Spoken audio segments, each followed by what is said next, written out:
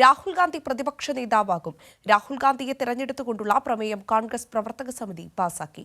പാർലമെന്റിന് അകത്തും പുറത്തും പ്രതിപക്ഷ ഐക്യം ശക്തിപ്പെടുത്തി മുന്നോട്ടു പോകാനും പ്രവർത്തക സമിതി തീരുമാനിച്ചു.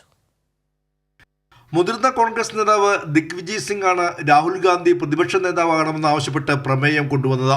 പ്രവർത്തക സമിതിയിലെ അംഗങ്ങൾ പ്രമേയം ഐക്യകണ്ഠേന പാസാക്കി. ഉത്തരേന്ത്യയിലടക്കം BJPയെ പ്രതിരോധിക്കാൻ രാഹുൽ ഗാന്ധിയാണ് ഏറ്റവും യോഗ്യനെന്ന് Congress general secretary KC Venugopal.